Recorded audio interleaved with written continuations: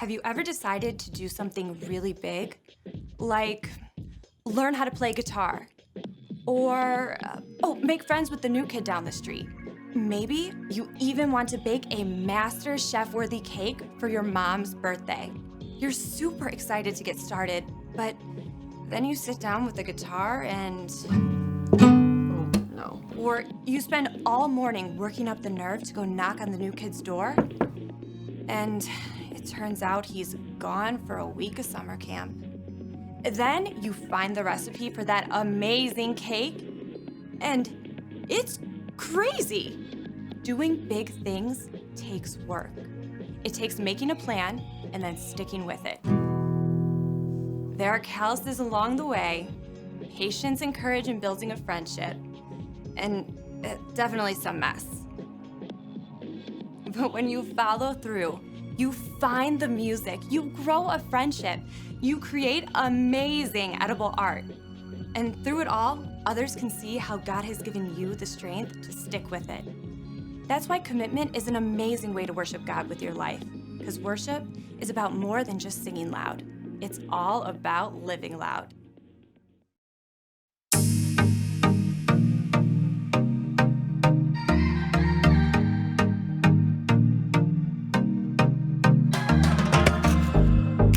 Plans for me are good.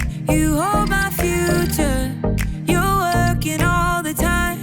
You're the mountain mover. From sunrise to sunset, till the sun comes back up again. You're by my side. You started a good work in me. I know that you will complete it. You will see it through. In everything that you say you'll do, 'cause I believe that you are faithful, oh, you are faithful, oh, you are faithful. I'll trust your every word, 'cause I believe that you're working for my good. Yes, you're committed. From sunrise to sunset, till the sun comes back up again, you're by my side. You started a good work in me. I know that you will complete it. You will see it through, yeah. I know that you're still working on me. And everything that you say you'll do, 'cause I believe that you are faithful, oh, you are faithful, oh, you are faithful. You are my hope, you are my future. You are the mountain mover. You are faithful. You are my hope, you are my future. You are the mountain mover. You are faithful. You started a good work in me. I know that you will complete it. You will see it through, yeah. I know that you're still working on me. In everything that you say you'll do, 'cause I believe that you are faithful, oh, you are faithful, you are faithful, oh, you are faithful, oh, you are faithful, oh, you are faithful.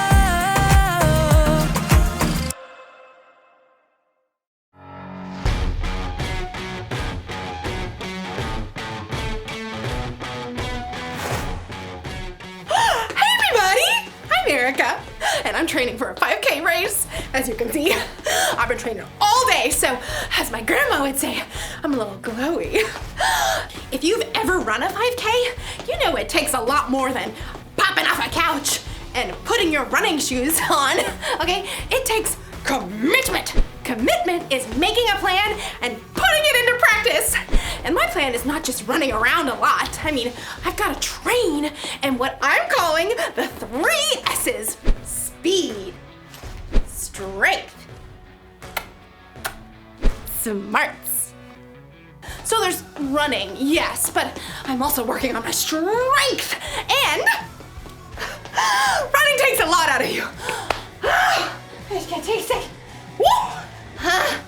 It's so tired. Your body's gonna want to give up. Ow. But I'm going to train my brain to keep running the race no matter what. Like right now, my body is telling me not to eat this kale because it looks gross. But my brain tells me that kale is good for giving my body energy. So, here goes. Come on, brain! Eat! I can't do it! Maybe I can find some easier ways to train my brain. In today's story, the Apostle Paul wrote about training for a different kind of race. No kale involved. What? No.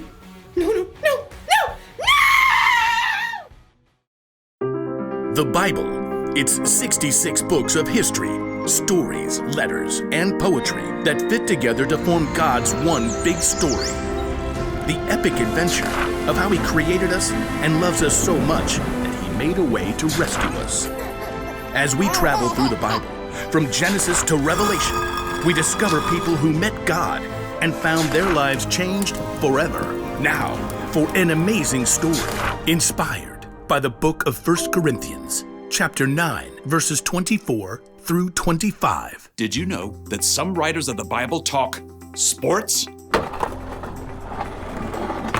Well, not every sport, but at least one that you are familiar with. Yep, running. Running has been around ever since God created people. In fact, the Apostle Paul uses running as an example in one of his letters to the church in Corinth. In a race, all the runners run, but only one gets the prize. You know that, don't you? So run in a way that will get you the prize. Now, Paul is talking about more here than just running, but first you have to understand what it takes to run a long race. Let's say you want to run a marathon. That's 26.2 miles. There's no way you can just hop up off the sofa where you've been playing video games for months and run that far. So, you need a plan. When I was preparing for my first marathon, I found this plan. I started training more than 4 months ahead of the race, and I started with just a few miles at a time. Once you've got a plan, well, then you gotta move. That means short runs, long runs, and cross-training to work other muscles and prevent injury. Next up, you've got to fuel. Plenty of water, of course. Plus, you need healthy carbs for your long runs like bananas. And maybe some spaghetti and meatballs. What's the last part of your training? Get ready for it. Rest. If you don't rest and let your body recover, you'll get burnt out or injured. The last few days before a marathon, you don't even run at all. Yeah, running a long race is no joke. But Paul says what we're doing right now, you and me, is even more important. All who take part in the games train hard. They do it to get a crown that will not last. But we do it to get a crown that will last forever. So I do not run like someone who doesn't run toward the finish line. I do not fight like a boxer who hits nothing but air. Paul packs a lot of weight into just a few sentences. Whether you planned it or not, we are all running a race right now. Okay, so that's a little crazy. Clearly, I'm standing here talking to you, and you aren't outside running laps either. But Paul is talking about a way of life, a journey. We're all focused on the finish line, life forever with Jesus, but in the meantime, every step along the way is important as we live out what matters most. Jesus reminded his followers, Love the Lord your God with all your heart and with all your soul. Love him with all your mind. Love your neighbor as you love yourself. Yep, love God, love others. That's what matters on this journey together. But just like you can't skip from jogging one lap around the school gym to running a 26.2-mile race, you're gonna need some practice. Your Love God, Love Others marathon needs a training plan. Now, none of us have it all figured out, but here are 4 important things to start with. In fact, you may already be doing some of them. First point, hear. God is the master teller of this amazing story. He's the author of this whole race, so the most important thing is learning to hear from God. That means digging into God's Word and hearing the stories and wisdom from people who walked with Him. And you can also hear from God from people around you in your life who know and follow Him. Now, here's the second step in training for our Love God, Love Others marathon. Pray. Okay, when you hear pray, you might think, In nomine Patris et Filii et Spiritus Sancti.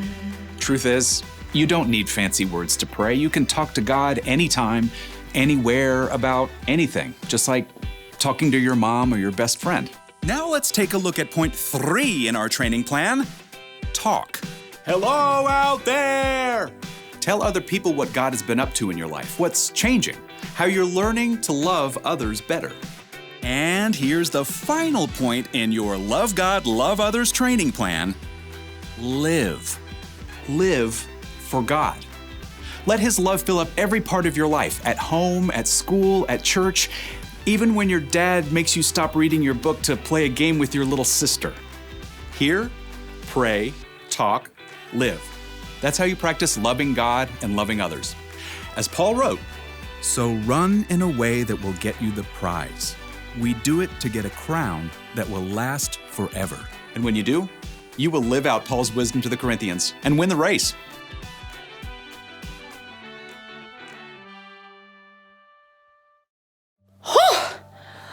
When the Apostle Paul wrote about running a race, it was about way more than a 5K. It was about life, because sometimes life can feel like a race.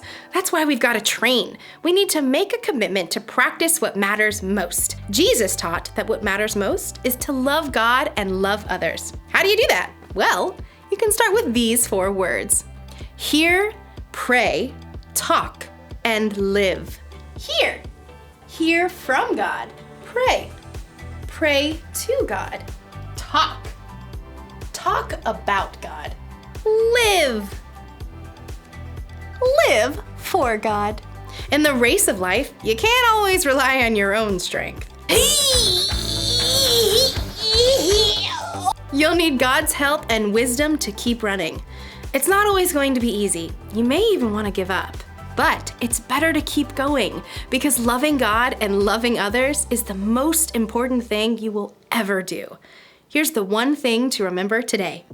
Keep practicing what matters most, loving God and loving others. This may come natural to you, or it may seem totally new.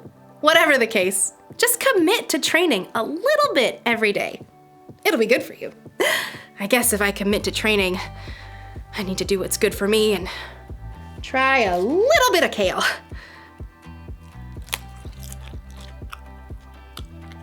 Hey, that's not bad. I feel more energetic already. Oh yeah, here we go. I'm ready, and I'm a fan of kale.